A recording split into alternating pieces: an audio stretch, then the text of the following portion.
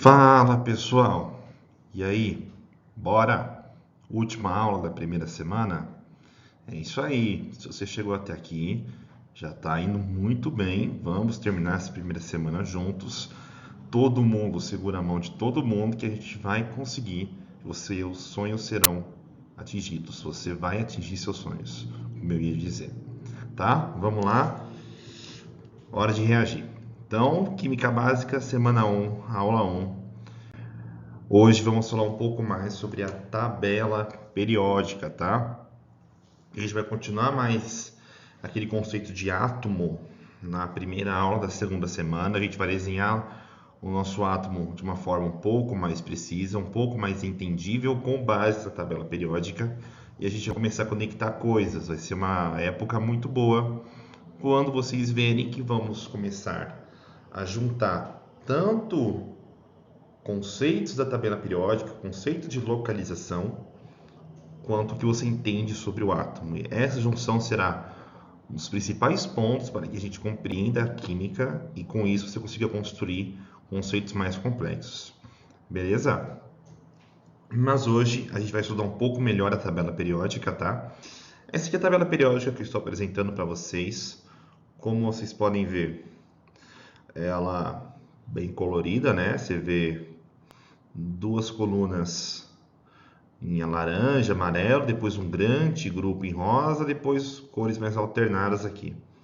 Muito bonitinha essa tabela, né? Errada, tá? Ela está errada. Então, primeira coisa que eu preciso mostrar para vocês é que existem muitas tabelas erradas na internet, tá? Eu tenho que avisar isso para vocês tomarem muito cuidado com isso ao longo do seu estudo em química. Por que essa tabela está errada, professor? Aqui ela fala para a gente que existe uma região chamada semimetais. O que acontece, galera? A tabela periódica hoje ela é dividida entre metais e não metais. Mas antigamente, antes do ano de 1986, existiu o conceito de semimetais, que nesse caso seriam esses compostos em verde. Vou chutar a cor do verde aqui, se eu não me engano é o verde piscina. Aqui nessa escadinha.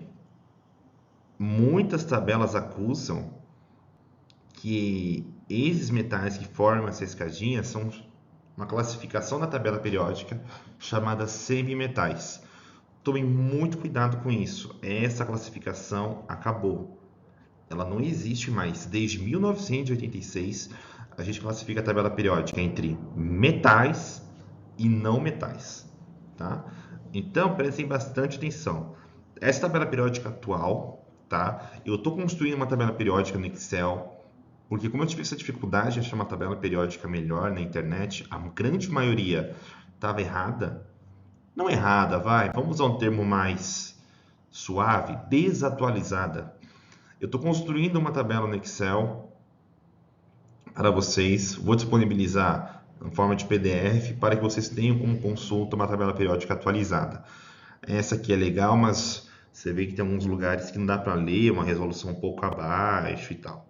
Mas enfim, vamos lá. Como é que é a classificação hoje? Hoje a tabela periódica ela é classificada entre metais e não metais, basicamente isso. Quem serão os metais? Os metais serão dessa escadinha que eu estou fazendo para o lado esquerdo, tá? Calma que eu já indico melhor. Então, mais ou menos isso aqui. Desse tracejado para cá, nós temos os nossos metais.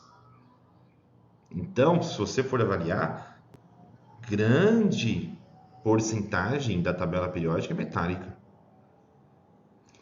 E dessa escadinha para a direita, temos os não metais. Tá? Deixa eu pegar meu mouse aqui. Temos os não metais. Anotem isso, por favor. Você não pode esquecer isso daqui. Então, dentre os metais, o que vamos ter? Vamos ter elementos que conduzem bem a corrente elétrica, que têm uma boa condução térmica, que apresentam altos pontos de fusão e ebulição, o que vai aparecer de uma forma diferente nos não metais. Os não metais, eles tendem a ser gasosos na temperatura ambiente. Claro que não todos, mas os elementos principais são gasosos: nitrogênio, oxigênio, flúor, cloro. Tudo isso você já deve saber que é gasoso, provavelmente. Tá? Então, a tabela periódica ela é essencialmente dividida entre não metais com os metais.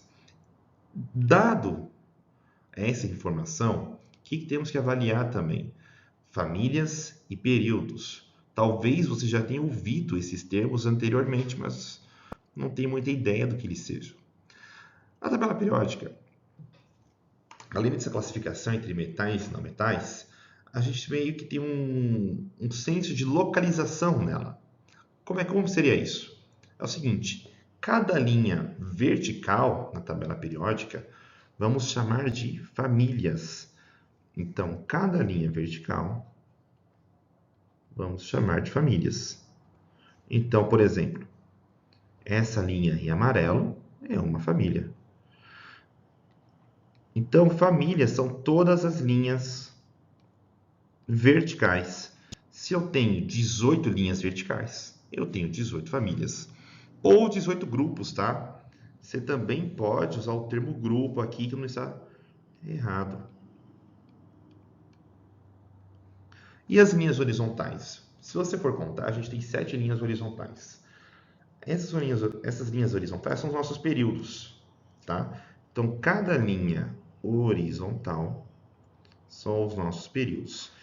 Isso vai nos dar uma boa dose de localização a partir da próxima aula. É como se fosse, eu sempre brinco, um jogo de batalha naval. Porque cada elemento ele tem uma localização na tabela periódica. Por exemplo, vamos pegar o oxigênio aqui. O oxigênio, qual que é a posição dele na tabela periódica? Bom, ele está no período 2, grupo 6A ou grupo 16, né? É a 16ª linha. Beleza? Então, essa é uma localização que a gente vai ter melhor, vou explicar melhor por que cada elemento tem essa localização na próxima aula, não perca. Vamos pegar outro? Berílio. Berílio, linha 2, então, período 2, família 2A ou grupo 2, grupo 2A, como você preferir. Tá legal? E aí, a aula de hoje, infelizmente, não para por aqui, adoraria. Mas eu preciso que você pegue papel, caneta aí e você anote quais são os nomes de cada família, nesse caso. Tá? Por quê? Porque elas não recebem só um código que a representa as famílias. Os períodos, sim. Esse é o período 1, período 2, período 3. Nenhum período recebe um nome mais específico. Mas as famílias, sim. Por exemplo, a família 8A, que hoje também chamamos de grupo 18, ela recebe o nome de família dos gases nobres. Anote isso. Família 8A, recebe o nome de gases nobres. As outras também vão receber, professor? Sim. Segue a tabela, tá? Olhem aqui.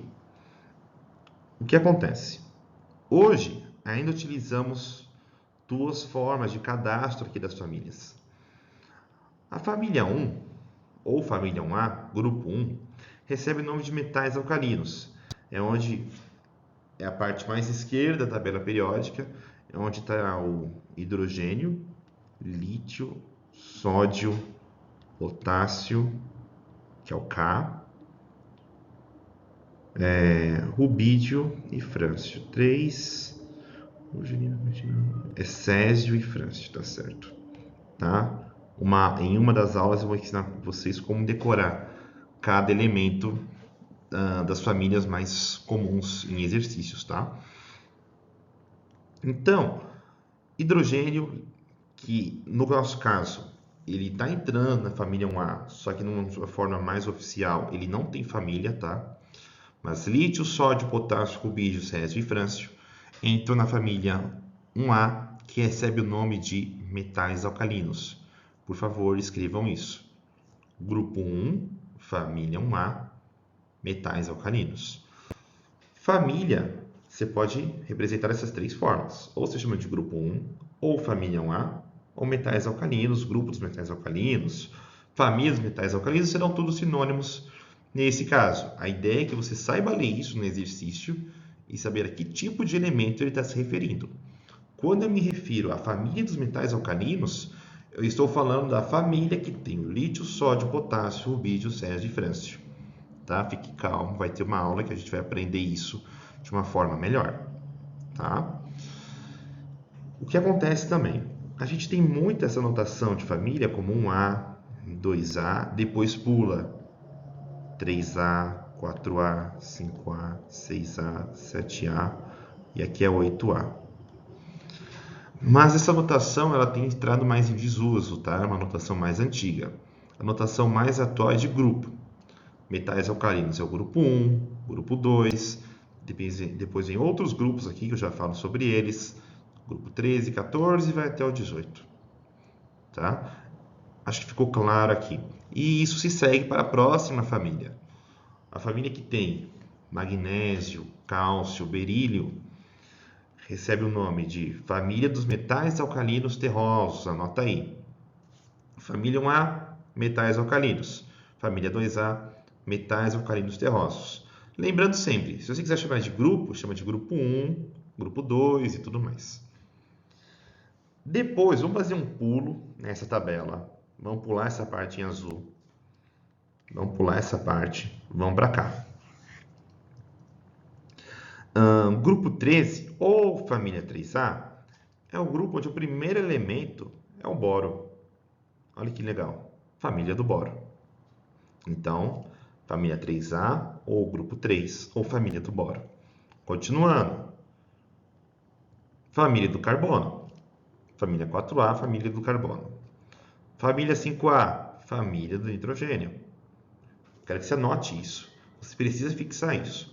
Grupo 15, ou família 5A, ou família do nitrogênio. Você tem que ser capaz de ler isso enunciado e saber quais elementos o examinador está se referindo. Se ele fala para você família do nitrogênio, você pega essa tabela periódica, ele está se referindo a algum elemento ou a todos os elementos daquele ramo que ele está indicando daquela família. Calcogênios é a família 6A. É a família que a gente tem o oxigênio e o enxofre, principalmente. E halogênios é a família 7A, onde temos o flúor, o cloro, o bromo e mais abaixo o iodo, são os principais. Tá? Então anota aí, grupo 17, família 7A. Halogênios, não confunda calcogênios com halogênios, tá? Isso é muito importante. E a última família são os gases nobres, que eles têm esse nome por já serem estáveis à temperatura ambiente, não precisarem reagir também. Tá? A gente vai estudar um pouco melhor isso em outra aula. Tudo bem? Professor, e esse grupo do meio? O que acontece? Todo mundo que é A, 1A, 2A, 3A, até 8A, nós chamamos de elementos representativos. 1A até a 8A. Elementos representativos, anote isso. Enquanto as famílias, abre aspas, B, recebem o nome de metais de transição, tá? Na verdade, metais de transição externa. Vamos melhorar isso aqui. Enquanto esses dois períodos que estão embutidos entre lantanídeos e actinídeos são os metais de transição interna. Tá legal? Feito isso, o que acontece? A gente vai fazer uma classificação disso aqui. Temos então 3 classificações. 1A até 8A, elementos representativos. Todo mundo que está em azul, metais de transição externa, azul mais claro e rosa, os metais de transição interna. Por que a gente faz classificação? Mais ou menos assim. Prestem bastante atenção. Isso é muito importante porque você vai ter uma noção melhor como é que cada coisa se encaixa no nosso mundo. Nos metais de transição externa, temos muitos metais tóxicos. Metais que são tóxicos para o ser humano, tá? Aqui a gente vai ter manganês, nem todos são completamente tóxicos, tá? Mas a maioria sim, tá? Então, nesses elementos você vai ter chumbo, por exemplo, você vai ter cobre, você vai ter mercúrio. Aqui eu estou colocando as cargas porque são formas que aparecem na natureza, tá? Mas fique tranquilo que é isso que a gente vai aprender mais tarde no nosso curso de Química. Então, metais de transição externa, existem muitos metais que são tóxicos para o ser humano. E os de transição interna, muitos metais radioativos, tá? Metais que vão emitir uma radiação que pode ser perigosa para o ser humano e, por consequência, vão se acabar decompondo em outros elementos. Família 1A e 2A formam os nossos íons essenciais para a sobrevivência. Se você for ver, aqui tem sódio, que é importante para o nosso organismo, potássio, aqui também, metais alcalinos terrosos, você vai ter magnésio, importante nas plantas também, cálcio, tá? Tudo isso é importante para o nosso corpo. Claro que nem todos, né? Não vai pensar que Césio é importante para o seu corpo, por favor. E aqui, principalmente os não metais, existem muitos elementos que são importantes na nossa estrutura. Carbono completamente importante na nossa estrutura. Todas as moléculas orgânicas que são vitais para o nosso corpo têm carbono. E isso vocês vão ver que é uma definição. Oxigênio, que a gente precisa para respirar. Flúor, também tem a sua importância, tá? Mas são muitos elementos que são importantes para a nossa estrutura. Selênio está aqui também, tá? Selênio vai aparecer aqui, entre outras coisas. Mas muitos elementos estruturais estão na parte dos não metais, enquanto íons essenciais na parte das famílias 1A e 2A. Lembrando que eu chamei de íons essenciais.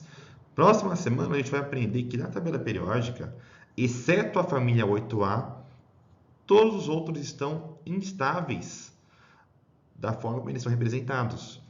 Eles vão precisar ganhar ou receber elétrons com base na regra do octeto para ficarem estáveis, falando de uma forma mais energeticamente.